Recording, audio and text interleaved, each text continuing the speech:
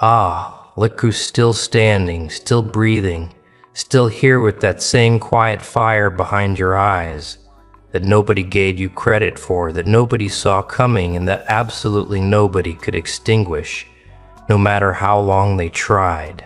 You made it to this moment not limping, not dragging your name through apologies, not carrying the wreckage of what they did to you like some monument to your own suffering. You made it whole, or close enough to whole, that the difference doesn't matter anymore, because broken things that heal stronger have a name, and that name is you. Now sit with that for exactly 1 second, because what I'm about to tell you tonight is going to rearrange something inside your chest that has been waiting a very long time to be rearranged. And I need you present for every single word. Before we begin tonight, something is waiting for you. A book was just dropped, Joker's Crown, How the Man They Laughed At Became the One They Fear. This is not a self-help book. This is not motivation wrapped in pretty words. This is the manual they never wanted you to read. The raw, unapologetic psychology of transformation, of going from the person they dismissed to the presence they cannot ignore. Every page was written for the ones who were underestimated, overlooked, and quietly counted out. The ones who said nothing and built everything. And the price is just $3. $3 for the blueprint of your entire ascension. The link is in the description. Get it before you finish this video, because by the end of tonight, you'll already know exactly why you need it. Because here's what's happening out there right now in the lives of the people who whispered about you, who warned others about you, who ran quiet campaigns against your name with smiling faces and concerned voices and perfectly rehearsed stories. Here is what is happening to them. The exact weight they tried to drop on your shoulders, the shame, the confusion, the social exile, the narrative of being too much or not enough, or somehow fundamentally wrong. That weight has completed its journey. It found its way back. Not because the universe is sentimental and not because fairness is guaranteed by any law of nature, but because the architecture of deception is always structurally unsound, and eventually, inevitably, catastrophically, it collapses under itself. And darling, the collapse has begun. They spent a considerable amount of time and energy constructing a version of you that had no basis in reality. A fictional character wearing your name and your face and your history, but operating by rules you never agreed to and displaying qualities you never possessed. They built this character carefully with attention to detail, with collaborative effort across groups and circles and private conversations that you were never invited to and never needed to attend. The construction project was impressive in the way that all monuments to dishonesty are impressive before they fall grand, convincing, temporarily load-bearing, and absolutely hollow at the core. They needed this false version of you to exist because the real version of you was inconvenient to the story they were already living about themselves. See, people who manufacture reputations for others are almost always doing so because their own reputation is something they cannot bear to examine too closely. When someone invests serious emotional labor into convincing others that you are dangerous, unstable, dishonest, or unworthy, they are not operating from a place of concern for those others. They are operating from a place of deep personal terror. They are terrified of what your existence reveals about theirs. They are terrified of the contrast. They are terrified of the moment someone looks from you to them and does the math. And so they worked quietly and persistently and with remarkable dedication to ensure that the comparison never happened.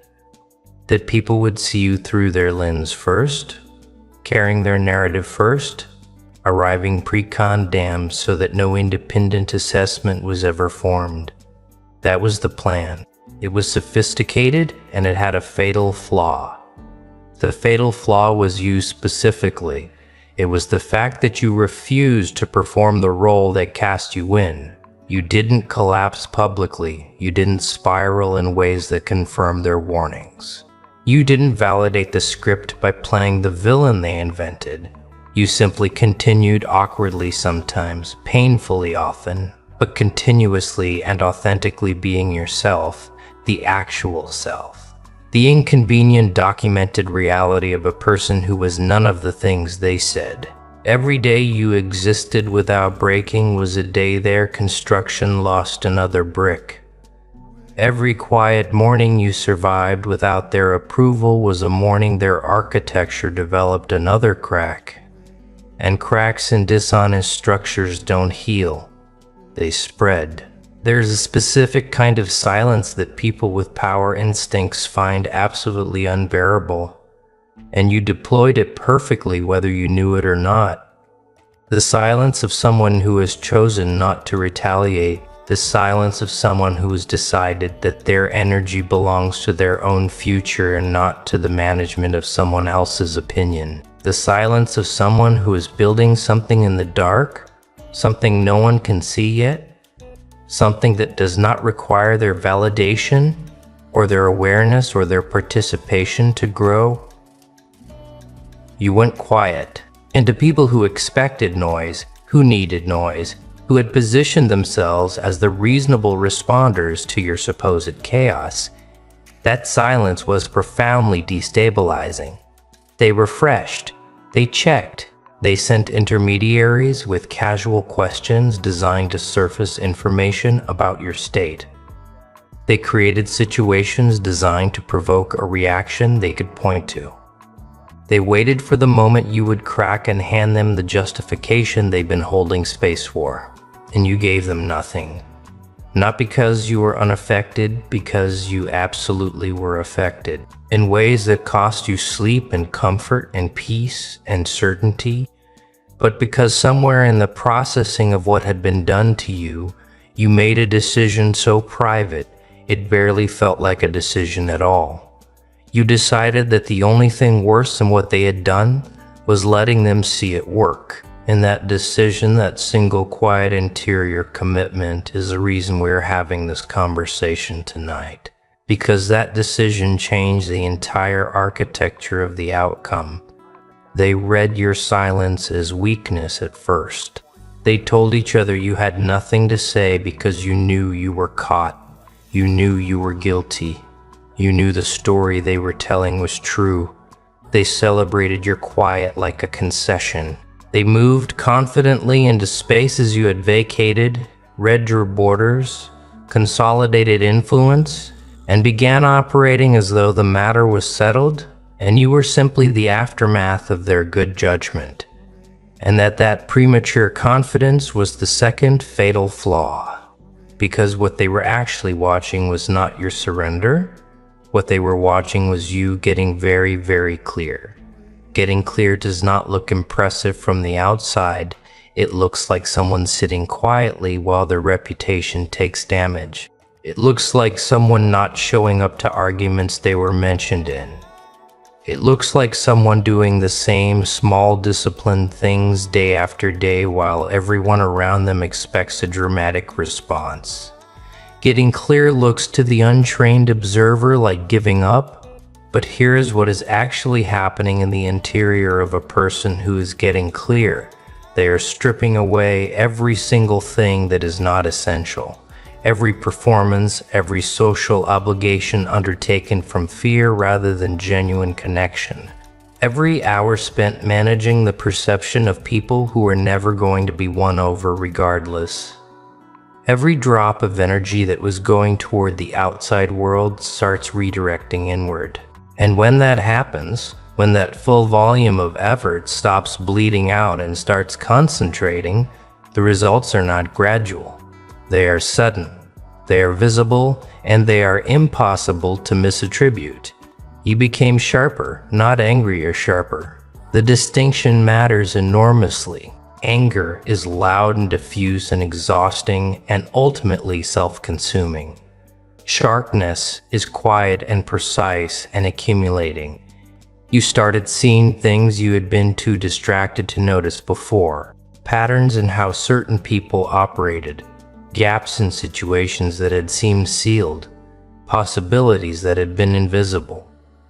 While you were busy defending yourself, you started having thoughts that ended with clarity instead of spiraling into anxiety. You started doing things differently, not because you read something or because someone advised you, but because the noise had dropped low enough that your actual instincts could finally be heard. And your instincts, as it turns out, are exceptionally good. They always were. They just couldn't compete with the volume of everything external for a long time. Meanwhile, the people who had declared victory over your situation were beginning to discover something uncomfortable. The narrative they'd constructed required ongoing maintenance. Stories that are not true need constant reinforcement, need recurring retelling, need the collaboration of people who are willing to keep believing or at least performing belief. And people, even allies, built on shared grievance, eventually tire of maintenance. The conversations that used to be animated and urgent started feeling repetitive. The warnings they issued about you were being issued now to audiences who were hearing them for the third and fourth time. And the emotional response was diminishing. The structural thing about a false story is that it has no new information to generate. It tells itself the same way every time, and eventually, people stop listening to things that don't give them anything new. Nobody announces the moment the tide moves. It doesn't arrive with ceremony. It doesn't send a letter. You do not wake up one morning and find a notification that says reversal has begun. What you find instead is a series of very small, very specific events that accumulate over weeks and months into an undeniable pattern. Someone who used to avoid you holds eye contact a little longer than necessary with something in it that looks almost like reassessment. Someone who would position themselves in opposition to you makes a mistake that is remarkably similar to the mistake they warned everyone you were going to make. A story collapses quietly, not publicly, not dramatically, but at the level of private conversations that used to sustain it. The people who were certain start sounding less certain. The alliances built on shared distaste for you start showing the strain of what they actually are, which is connections formed out of negative motivation rather than genuine affinity. And those connections have no warmth to sustain them when the shared target stops being interesting. And here's the thing about people who built their social positioning on a narrative about someone else. When that narrative begins to lose credibility, they don't lose just the narrative. They lose the credibility itself, because anyone who was paying attention now has to retroactively evaluate every claim they made. Every confident warning issued about you is now examined against the evidence of who you have actually continued to be. Every dramatic story told becomes a data point not about you, but about the storyteller. Every alliance asks itself quietly and comfortably whether it was built on something real. And the answer in most cases is no. The alliance was built on shared opposition, which is the most fragile possible foundation for any human connection. Remove the opposition, or worse, reveal it as invented, and there is nothing left but people standing in a room together who don't actually like each other very much. You are not watching this process from a distance anymore. You are standing inside the outcome. The territory that used to feel hostile has shifted. The social weather that used to make you brace every morning has changed in ways that are still subtle, but no longer reversible. And the people who ran the campaign against your name are now experiencing in their own lives, in their own relationships, in their own reputations, something that should be familiar to them, because what goes into the world returns not poetically, not symbolically, mechanically. The exact mechanisms they used, the whisper networks, the strategic positioning, the subtle reframing of events, the concerned-sounding warnings are now being applied to them by their own former allies, by people who watched how they operated and learned the method by the universe of cause and effect that does not make exceptions. Let us be specific, because specificity is where the real recognition lives. They are experiencing the particular vertigo of someone whose carefully managed reputation begins to develop gaps, small ones at first, a conversation that ends too quickly, an invitation that doesn't arrive, a room that shifts slightly when they enter it in a way they cannot identify but cannot deny. They check their behavior mentally, reviewing recent interactions for the mistake that would explain this subtle change. They find nothing obvious, because the shift is not about a single mistake. The shift is about accumulated weight, the weight of everything they put into motion finally becoming visible to people who previously had only one half of the picture. They are experiencing the specific loneliness of people who built connection through performance rather than authenticity. The exhaustion of maintaining a version of themselves that requires constant upkeep. The discomfort of relationships that were conditional on a shared enemy. Now that the shared enemy has quietly exited the frame and left them facing each other with no mutual project to organize around, they are discovering that the energy they put into watching you, talking about you, strategizing against you, was energy not put into building anything of their own. And now the gap is visible. You built something while they were watching you. Even in the surviving, even in the simply getting through it, you were accruing something. They were not the deep interior confidence of someone who was tested and did not break. They are also, and this is the part that is hardest for them to articulate, beginning to miss the version of the story in which they were the reasonable ones. That story was comfortable. It gave them a clear role, a clear moral position, a clear source of social cohesion. Without it, they have to negotiate who they are to each other without the external reference point. And that negotiation is not going well because people who define themselves primarily by opposition have very little else to agree on. They are learning this slowly, privately, without anyone to talk to about it because the person they would have talked to about it was you, and that door for reasons that were entirely their doing is no longer open.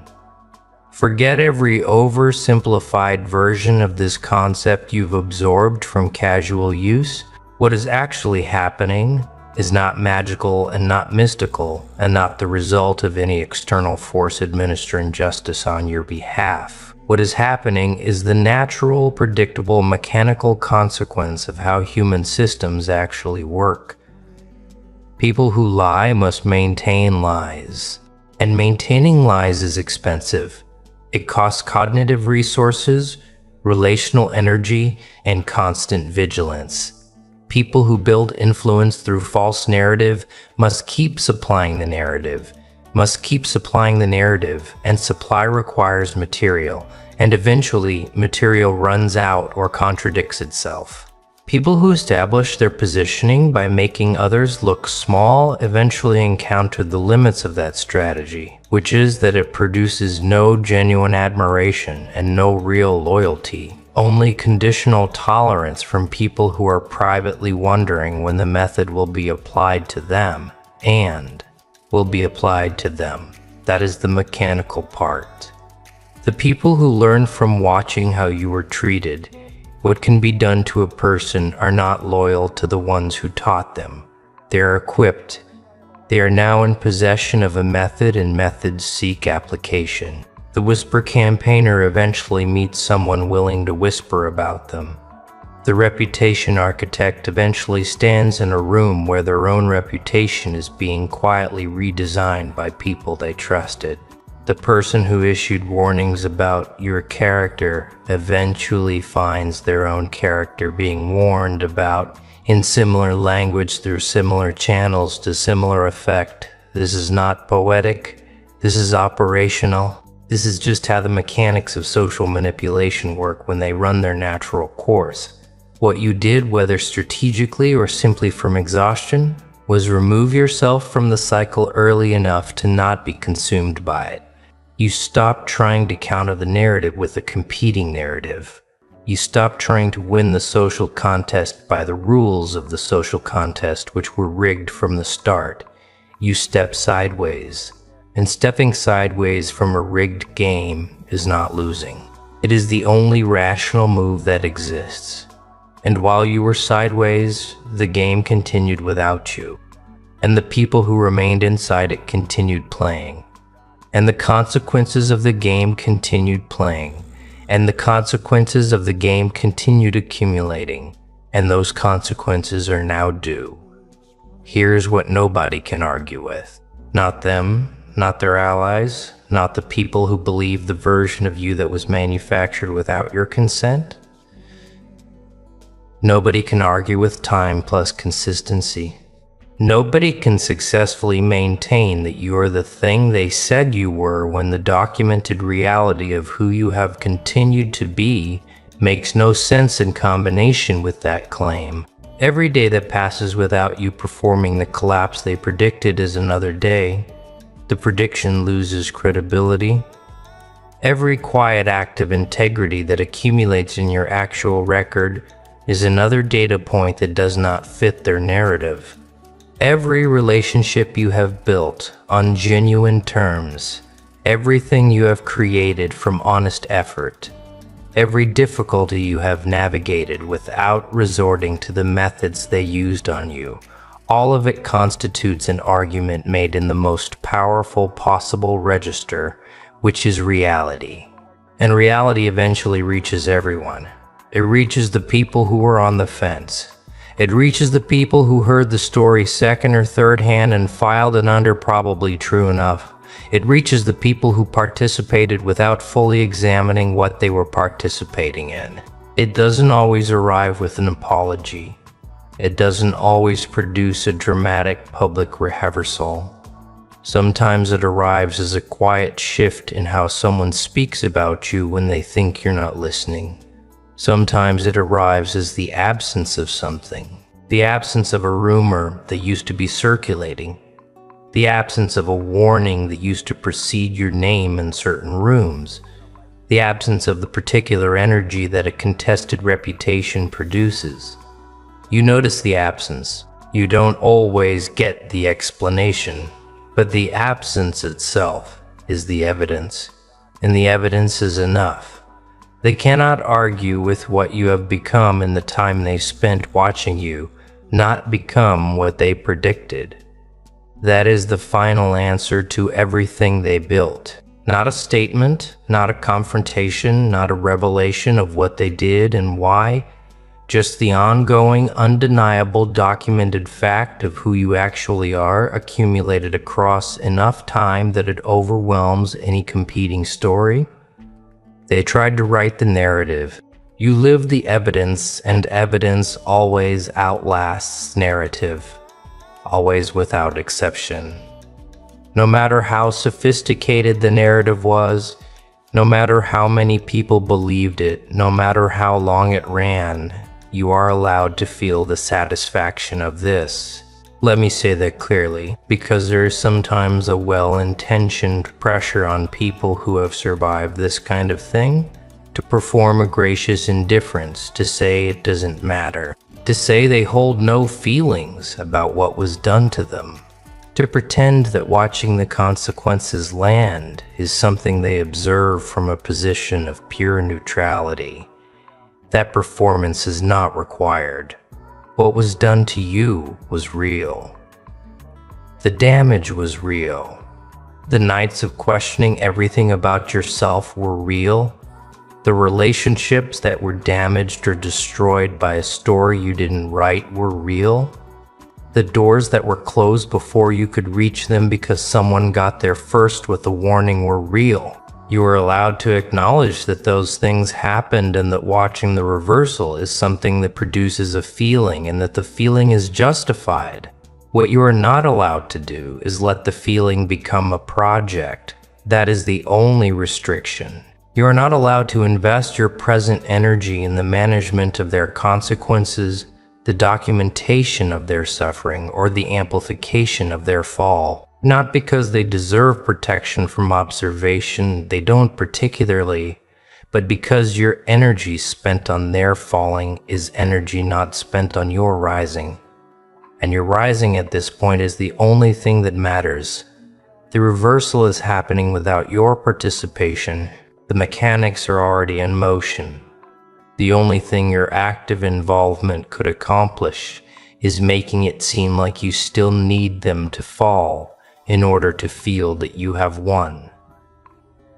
And you don't need that. You won this the moment you decided to keep going. Every consequence they're experiencing now is surplus. It is evidence of the natural order operating correctly. Watch it, feel it, file it where it belongs, and then go build.